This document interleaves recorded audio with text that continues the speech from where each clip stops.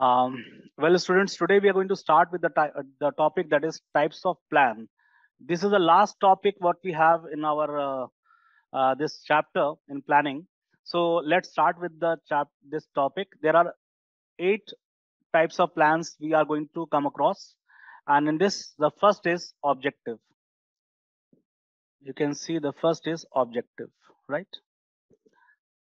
Objectives we have already discuss actually हमने पहले भी डिस्कस किया है ऑब्जेक्टिव के बारे में लेकिन let be bit precise and again discuss this again objectives are the end towards which activities are directed, right? Objectives definitely is a end result what we want from our activities, right? So all the business activities are going to have an end to the what, that is all activities what we are executing. So objectives are the end to the, that is all activities are directed. They are end result of every activity. Objectives should be expressed in specific term. They should be measurable in quantitative term. They must have time limits for achievement and must be feasible. 3 important points I'm going to discuss in this. As I have discussed earlier also, that when these objectives are basically, you can say, these objectives are made like this. You have the goal of the organization. Goal is a long-term process of the organization. And for achieving a long-term goal, we need to specify the task. You have to divide the task into small objectives. So these are the objectives. These are the objectives. And objectives are in sync with each other. All objectives are going to be in sync with the goal. They are going to be in sync with the goal. See, long term में जो हमें goal achieve करना है, organisational goal achieve करना है, उसके लिए जो ऑब्जेक्टिव्स हम क्रिएट करते हैं, वो गोल को जो हम स्मॉल टास्क में बांट लेते हैं, डिवाइड कर लेते हैं, और उसके बाद उसको एक फ्लो देते हैं. That is how this first objective is going to relate the second objective is going to relate with the third objective, and fourth objective, and so on and so forth. And after that it will reach to the goal of the organization. So short term goals हमारा जैसे annual गोल जो हो गया वो हमारा objective हो जाएगा, और बहुत सारे एनुअल गोल्स के बेसिस पे कंपनी एक लॉन्ग टर्म अपना जो ऑब्जेक्टिव है, गोल है, जो अचीव कर पाएगी. तो इसमें 3 बातें बहुत इंपॉर्टेंट है, 3 important words. That is first is it should be express in quantitative term. Quantitative का मतलब होता है क्वांटिटी उसके अंदर रेफरेंस में होनी चाहिए. अगर क्वांटिटी रेफरेंस में है तो उसको अचीव करने पे हम क्लैरिटी, हमें क्लैरिटी मिलती है कि हमने उसको अचीव कर लिया. For example, earlier also I think I have told you about this, that if I say you have to achieve a good percentage, good marks, then the parameter of the good marks could be very different for different students. One student can think 50% can be a good marks, 60% can be a good marks. Somebody can think even 80% is not a good mark, right? So there is no parameter for a student to specify which is the good marks. But if I tell you that if you score 60% plus, it is a first division, 75% above, that is a distinction, 90% is an excellent. So this way you have the categorization of what is good, what is moderate, and what is excellent. तो ये आपको एक categorization मिल गया because of the quantitative value. तो अब आपका जो भी परसेंटेज आएगा तो आप उसको उस जगह अपने आप को कैटेगराइज कर सकते हैं. Categorically you can divide your, you can see your performance, कि अगर किसी बच्चे का 65% आ रहा है तो he scored first division, but not that way good, it's average. And if it's 80, 75 and above, so it is good because he has scored the distinction marks and therefore it is good. But somebody scored 90, 95 plus, that means is it excellent. So this way you can categorize it because you have the quantitative term. So quantity इसमें बहुत important है. Quantitative term is important.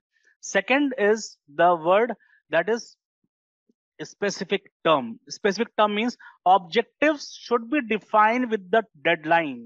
Time की एक limitation होना जरूरी है.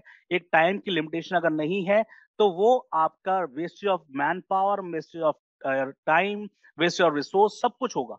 क्योंकि आपको एक लिमिटेशन तो लेनी पड़ेगी ना कि इस एक्टिविटी को करने के लिए हमें कितना टाइम चाहिए, राइट। फॉर एग्जाम्पल अभी आप देखिए 12th बोर्ड एग्जामिनेशन का जो है एक्सटेंशन होते आ रहा है because of this is first time I am seeing in last 20-25 years, even more than that. So in my academic you can say knowledge, it has never been there like we have seen so much of delay in the 12th board examination, and everyone is getting panic because of that. Students भी, parents भी, teacher भी, school भी, सबको एक panic situation आ रही है कि भाई इसका रिजल्ट सितंबर तक निकलेगा तो उसके बाद क्या कैसे काम चलेगा. Lots of students who are having they have to take the entrance in the foreign examination, वो नहीं दे पाएंगे. तो एक लिमिटेशन जो है, डेडलाइन जो है बहुत इंपॉर्टेंट है. हमारे पास भी डेडलाइन थी लेकिन due to covid situation the deadline has to be, you have to increase the deadline. तो वो अलग चीज है because it's emergency situation.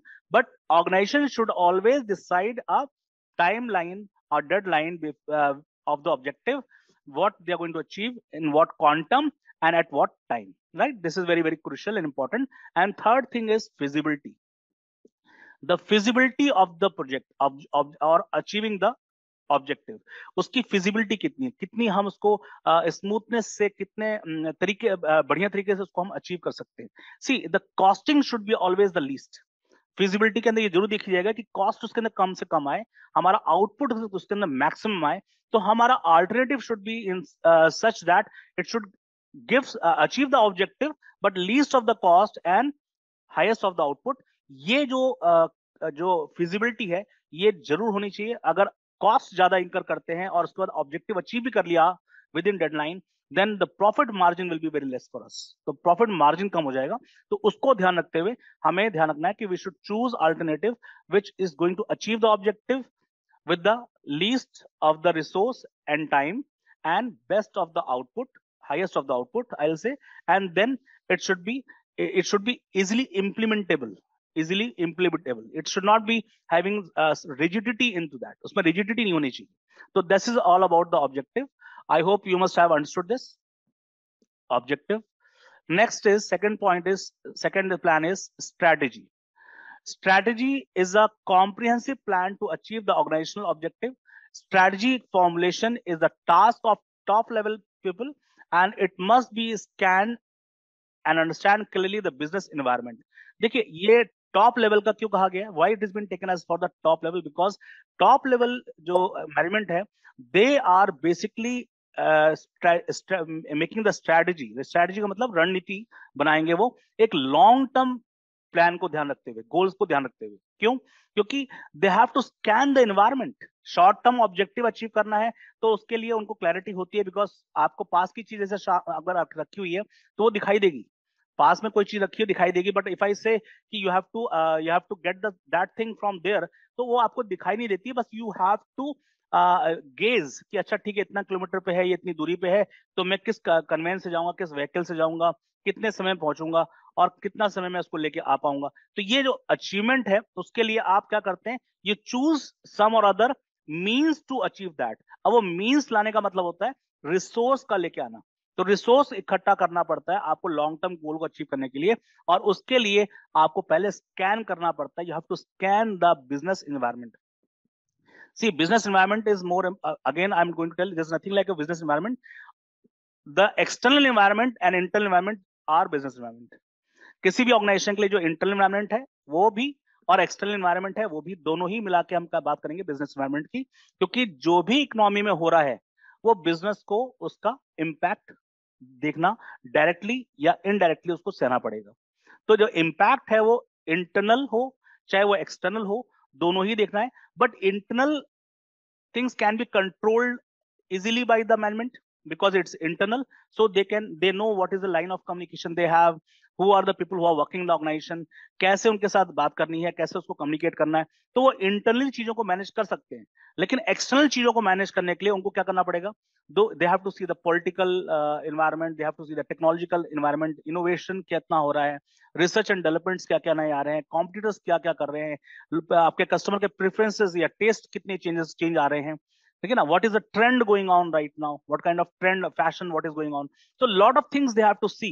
So scanning of environment should be such that the business environment के हिसाब से वो आगे का प्लान जब कर रहे हैं तो उसके हिसाब से क्या उनको रिसोर्स की अवेलेबिलिटी होगी, रिसोर्स की अवेलेबिलिटी क्या उनको एक अच्छे लेवल पे हो पाएगी, उनको मैन पावर स्किल्ड वर्कफोर्स जो उनको चाहिए आगे के लिए वो मिल पाएंगे, मिलेंगे तो क्या कॉस्ट पे मिलेंगे, ये सारे असेसमेंट उनको पहले से करने पड़ते हैं। तो जब ये top level management has to do lots of planning and this needs a brainstorming session for a long term planning. एक लॉन्ग टर्म गोल को अचीव करने के लिए बहुत अच्छा एक ब्रेनस्टॉर्मिंग सेशन चलेगा जो सारे एनवायरनमेंट को स्कैन करेगा, क्योंकि डिफरेंट पॉलिटिकल मूव्स हो सकते हैं अभी इंटरनेशनल नेशनल लेवल के ऊपर। अभी जिस तरह से अभी जैसे इजराइल और उसका चल रहा है, वॉर चल रहा है, अभी कोविड के वजह से जो इन्वायरमेंट सिचुएशन क्रिएट हो गया, तो ये इस तरह की जो एपिडेमिक्स आ सकती हैं या कुछ स्पेशल इश्यूज आ सकते हैं, वो ना ध्यान रखते हुए बेसिकली हम कहेंगे रैशनैलिटी को ध्यान रखते हुए वो आगे देखते हैं। हाँ, एक इमरजेंसी बहुत जबरदस्त आ जाती है, वो एक प्लान में कभी कभी नहीं शामिल होता है, लेकिन हम रैशनैलिटी को देखते हैं कि हाँ बिजनेस प्लान लॉन्ग टर्म के लिए हमारा कैसे बनाना है। तो स्ट्रैटेजी को डेवलप करना कि जैसे उनका मूव होगा, कॉम्पिटिटर का मूव होगा या आपका गवर्नमेंट का मूव होगा या कह सकते हैं आपका टेक्नोलॉजिकल चेंजेस का मूव होगा, उस मूव के हिसाब से हमारा मूव क्या होगा बिजनेस का, ये प्लान करना इज कॉल्ड स्ट्रैटेजी, रणनीति। Before framing the strategy, strategy defines the future decision regarding the organization, direction and scope, dynamic and direct future decision making. For example, choice of advertising media, sales, promotion techniques, channel of distribution. मैं आपको एक चीज बता रहा था कल भी कि that is there is a ad given by in the China regarding a mobile game. उसका QR कोड उन्होंने जो है they have put on the with the laser on the sky. I'll be posting that post to you. और वो कोई QR code कोई भी scan कर सकता था जो उसका इमेज देख रहा है उसको, और उसको स्कैन करके उसके then they can go enter into the game और वो गेम को प्ले कर सकता था हम अपने मोबाइल पे। तो that is the way you can see the advertisement is going now. तो एडवर्टाइजमेंट जो है खाली आपके कहते हैं आपके मोबाइल पे, ऐप पे या आपके लैपटॉप पे या ऑनलाइन ही नहीं है, अब ये बहुत उससे ऊपर जाने वाली चीज हो गई है and it is going something beyond that.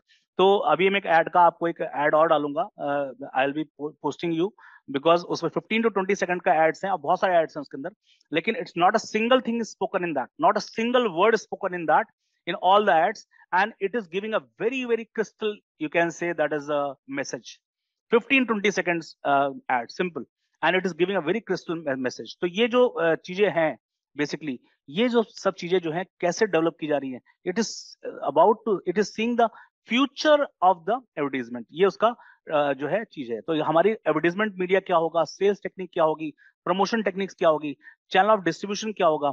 आप देखिए अभी आपने देखा होगा कि some ads you have seen in which that Coke use the drone to deliver the goods. तो आने वाले टाइम में आपको कोई हो सकता है जोमेटो से डायरेक्टली कोई पर्सन आए, जोमेटो वाले जो है आपका ड्रोन से आपका पिज्जा डिलीवरी कर रहे हैं या कोई और चीज डिलीवर कर रहे हैं आपको, it is possible, it is very much possible.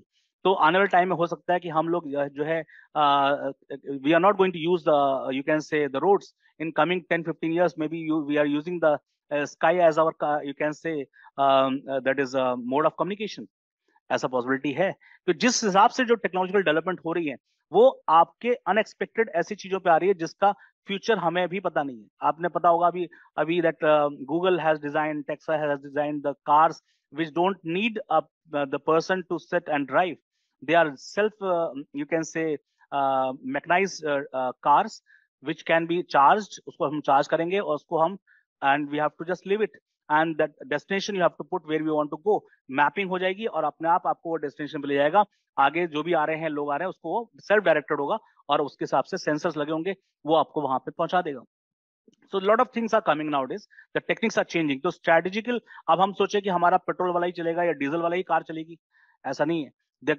All the car industry are going for the electric car, अब आ भी गई, इंडिया में लॉन्च भी हो रही है। तो वो कॉस्टली जरूर है देखने, लेकिन आने टाइम में ये एक फिजिबिलिटी इसकी आ जाएगी कि लोग एक नॉर्मल फैमिली भी इसको ले पाएगा। तो ये सब चीजें जो है क्या है basically, it's all the future development and those companies who are going to adapt to this changes they will achieve the success in the future. जो उसको अडेप्ट नहीं कर पाएगा वो खत्म हो जाएगा, that will be they will be finish, right. Next thing, next point that is types of plan में comes policies, right? Policies are the general statement। देखिए ये specific कुछ words होते हैं बेटा, वो आप जरूर कोट करिएगा, बाकी चीजें आप अपने हिसाब से लिख सकते हैं, but when I am saying these some technical words, you must quote these words because that gives the full, you can say, meaning of that particular, you can say, types of plan. So policies are general statement that guide thinking or channelize energy towards a particular direction It can be defined as organizational general response to a particular problem. Policy act as a guide to take decision in unexpected situation. जैसे example इन्होंने दिया, no credit sale policy, no admission to students getting less than 60% in science standard. Just I'm giving you a small, you can say, example to you, because policy एक general statement है. It does not give a solution to the specific solution. ध्यान दीजिएगा, ये specific solution problem के लिए solution नहीं दे रहा, ये specific problem के लिए solution नहीं दे रहा है. It is giving a what? It is giving a solution in a very generalized form. Now you have to apply your acumen. आपको अपना जो मैनेजर है या जो भी एम्प्लॉय वहां काम कर रहा है, उसको वहां पे अपना एक्यूमेन का इस्तेमाल करना पड़ेगा, कॉमन सेंस इस्तेमाल करना पड़ेगा. Now that how it can be, it can come to a solution. तो उसको एक जनरल स्टेटमेंट दे दी, डायरेक्शन दे दिया, एक गाइडलाइन दे दी. अब आपको गाइडलाइंस देने के बाद उसके अंदर स्पेसिफिकेशन क्या होगा, आपको देखना है कि इसके हिसाब से क्या सोल्यूशन होना चाहिए.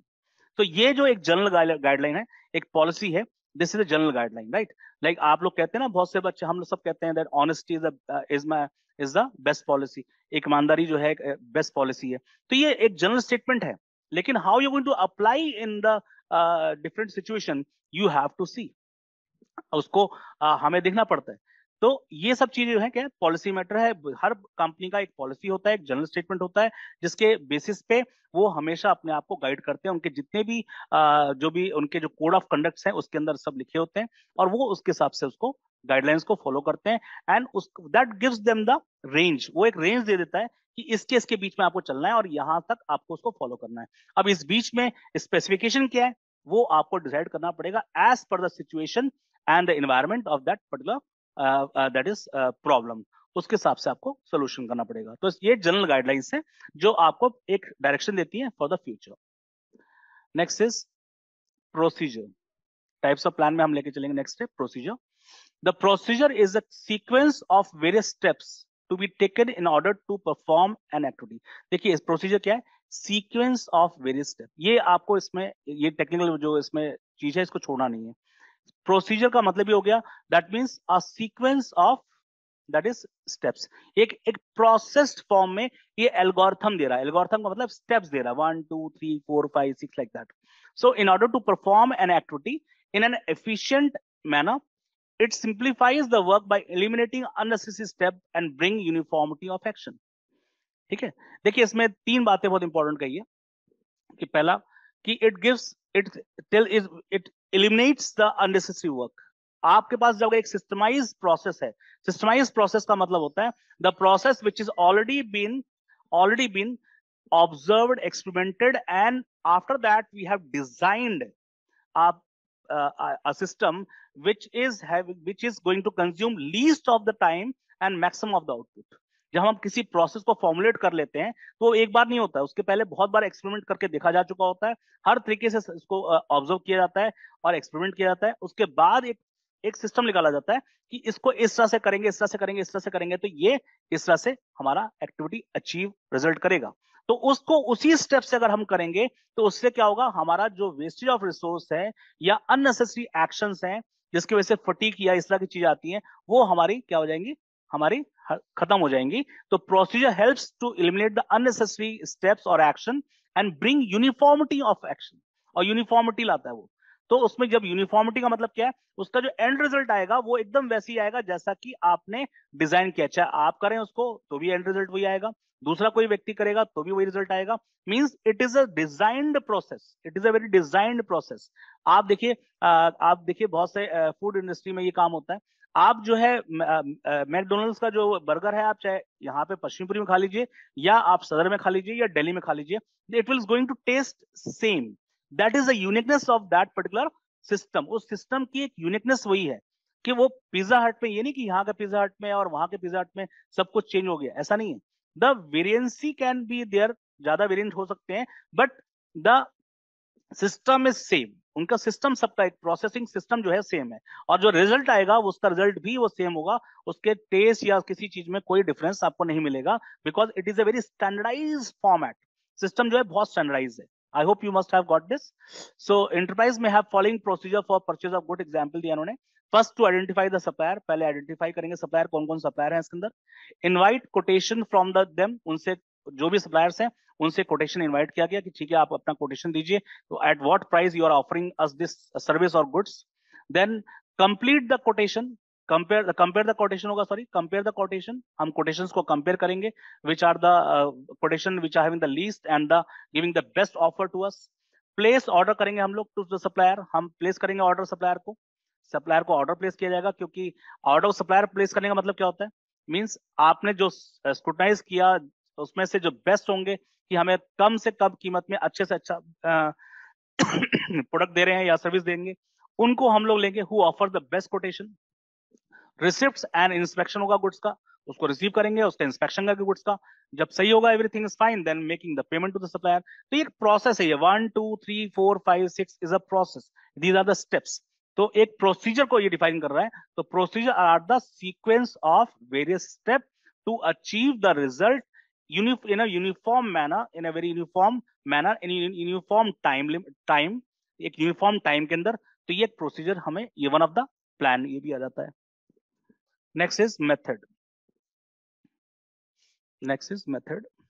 Let's take up this method. Method is a systematic way of doing routine or repetitive job. Method का मतलब क्या है, when I am talking about methodology, method का भी मतलब यही है, that is a systematic way of doing a routine और रिपीटेड जॉब। हमारे जो भी रिपीटेटिव जॉब्स हैं या रूटीन वर्क होते हैं, डेली रूटीन वर्क होते हैं, तो आपने देखा होगा superior used to delegate to the subordinate the routine work. तो रूटीन वर्क का मतलब क्या, जो डेली के आपके वर्क है, तो डेली वर्क या रिपीटेटिव जॉब जो होता है उसका एक स्पेसिफिक मैनेरिज्म होता है, उसका एक तरीका होता है काम करने का, उसका एक मेथड होता है। तो it specifies the manner in which each segment of the task can be performed efficiently and effectively. इसको एफिशिएंटली और इफेक्टिवली हम परफॉर्म कर सकते हैं अगर हमने उस फॉर्मेट को या उस रूटीन को हमने फॉलो किया। तो ये मेथड जो है is a systematic way of doing routine job, basically it एक सिस्टमैटिक मेथड है किसी काम को करने का। अभी कंफ्यूजन आपको क्या हो सकता है, मेथड में प्रोसीजर में कंफ्यूजन हो सकता है आपको। प्रोसीजर जो मेथड के अंदर वाला प्रोसेस है वो है, मेथड जो है आपका क्या है, एक systematic way of doing a work. तो हम एक टास्क लेंगे, उसको कैसे किया सिस्टमैटिकली किया जा सकता है, उससे हम मेथड कह रहे हैं। लेकिन उसके अंदर जो टास्क हो रहा है, जो प्रोसेस हो रहा है, दैट इज कॉल्ड प्रोसीजर। तो प्रोसीजर और मेथड में देखिए जरा सा डिफरेंस है, लेकिन it makes something very confusing. तो प्रोसीजर क्या है, it is a process itself, step 1, step 2, step 3, step 4 to achieve the end result. तो और इन सारे प्रोसेस को हम क्या कह रहे हैं, इन सारे स्टेप्स को हम क्या कह रहे हैं, जो स्टेप्स हो रहे हैं वो प्रोसेस है, दैट इज प्रोसीजर, एंड जो पूरा in totality it is a methodology और द मेथड, उसे मेथड कह रहे हैं, ठीक है। So you should not be confuse in that. अब इसके अलावा इसमें देखिए, इसमें फीफो एंड लिफो मेथड लाया है, first in first out, last in last out, last in first out. ये आपका स्टॉक के अंदर हम लोग इंडस्ट्री में देखा जाता है कि फर्स्ट स्टॉक जो आ रहा है, रॉ मटेरियल आ रहा है, फर्स्ट इन फर्स्ट आउट, उसको रॉ मटेरियल जो फर्स्ट इन हुआ है उसको प्रोसेस करके उसको ही हम फर्स्ट आउट करें, उसको डिले ना करें। क्योंकि जो फर्स्ट इन आएगा उसको अगर हमने पीछे कर दिया, अब उसके बाद हम दूसरे नए पुराने स्टॉक को नए स्टॉक को पहले रख दिया और पुराने स्टॉक को फिर आगे बढ़ा रहे हैं, तो ये ठीक नहीं है। एक्चुअली क्या है, स्टॉक जो आ रहा है पहले वो पुराना हो जाएगा, इसलिए उसको फर्स्ट इन फर्स्ट आउट कर दिया। तो फीफो मेथड कहीं अडेप्ट करते हैं, तो दूसरी जगह कहीं कहीं होता है लास्ट इन फर्स्ट आउट, जो लास्ट इन आएगा उसे फर्स्ट आउट किया जाएगा। तो ये बिजनेस में different methods are adopted for valuation of stock, valuation of stock करने के लिए डिफरेंट डिफरेंट मेथड अडेप्ट किए जाते हैं। तो इसमें से दो मेथड आपको बताए, these are the methodology to do the task in a systematic order, right. Next is rules. आपका प्लान का नेक्स्ट प्लान है रूल्स का। रूल्स आर स्पेसिफिक स्टेटमेंट, देखिए ध्यान रखिएगा, जनरल गाइडलाइंस नहीं है ये थोड़ा सा स्पेसिफिक स्टेटमेंट्स हैं that inform what is to be done. Rule must be followed strictly, इसको स्ट्रिक्टली फॉलो करना पड़ेगा। There violation lead to the disciplinary action, अगर इसको हम वायलेट करेंगे तो डिसिप्लिनरी एक्शन अगेंस्ट इसके अगेंस्ट होगा जो उसको वायलेट करेगा।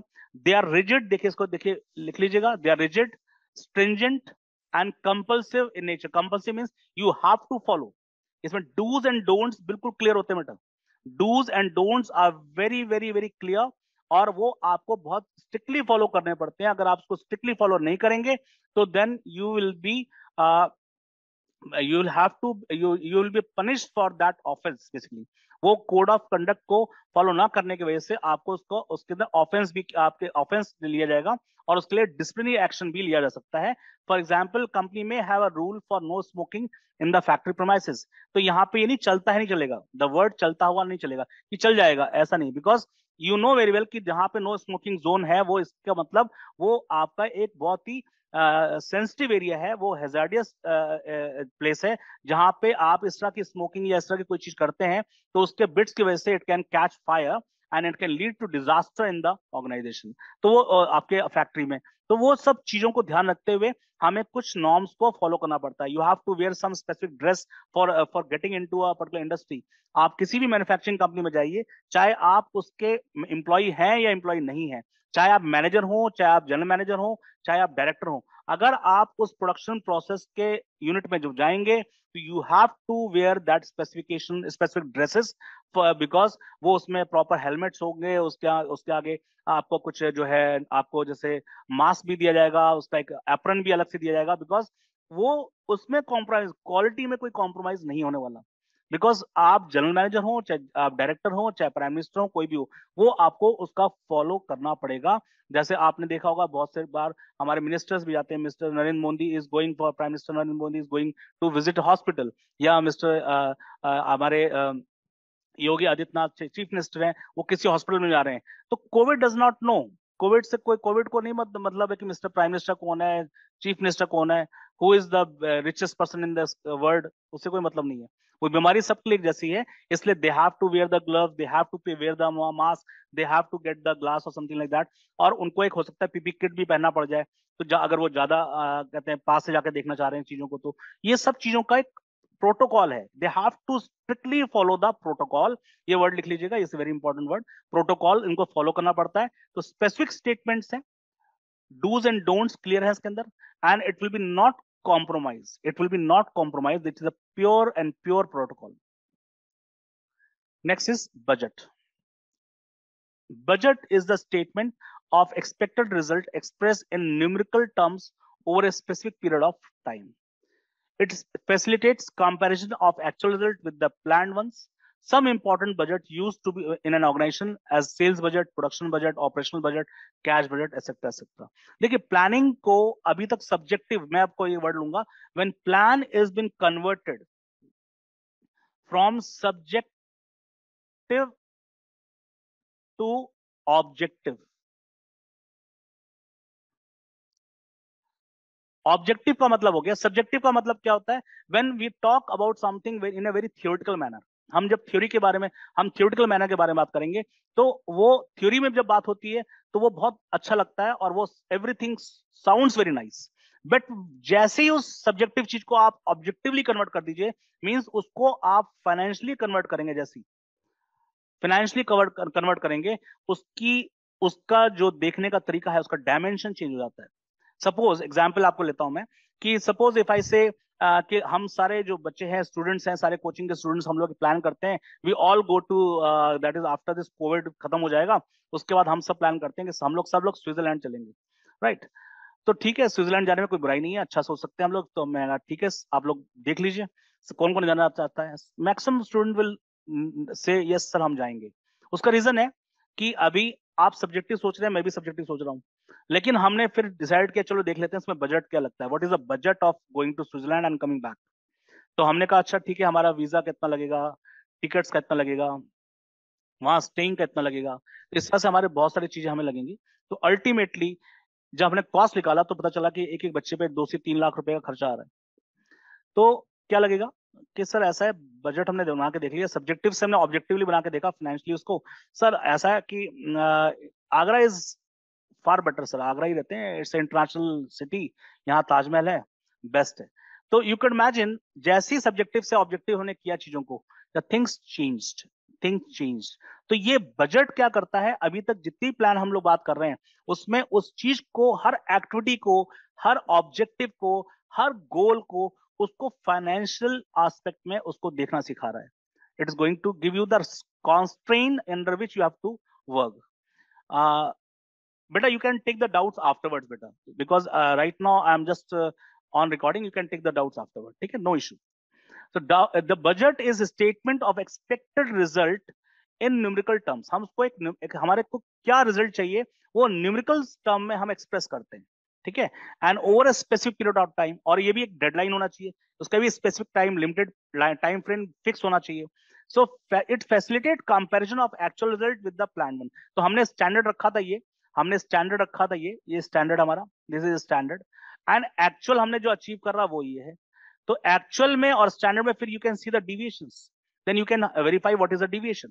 So budget helps to magnify the your current and the that is what you have achieved and what you have kept the standard. तो एक कंपैरिजन काम में आता है, और इसमें सेल्स बजट भी है, प्रोडक्शन बजट भी, डिपार्टमेंटल बजट्स भी हैं, एंड ऑर्गेनाइजेशनल बजट भी आ जाता है इसके अंदर, ठीक है।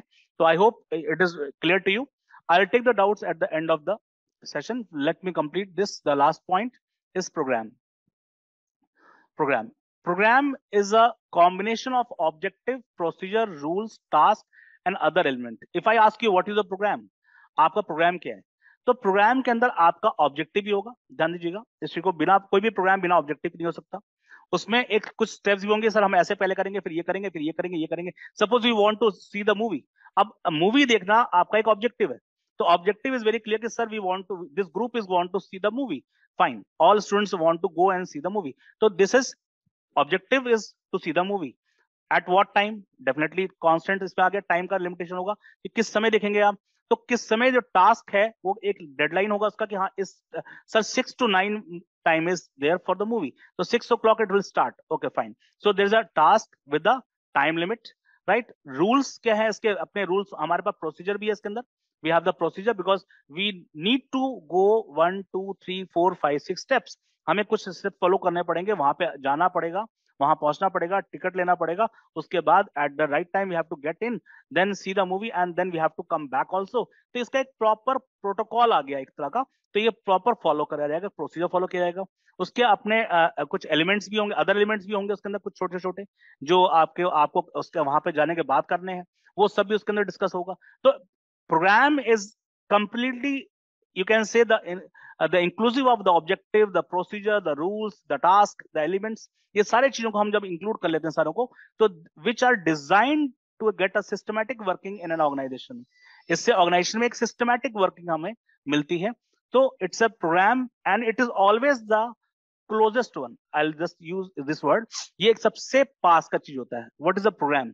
Programme is never not of like after 10 month, 6 month or 4 month। Programme is of something very instant, very instant means latest क्या है, सबसे लेटेस्ट में क्या चीज है, वो है programme. So it detail statement about a project, किसी प्रोजेक्ट के बारे में डिटेल स्टेटमेंट है ये। So for example development of new product, construction of new factory premises, तो ये हमारे प्रोग्राम्स में आता है कि उसका हम किस तरह से इन सब चीजों को एक इंक्लूसिव करके एक चीज डिसाइड करेंगे। तो this is all about the programme part, ठीक है।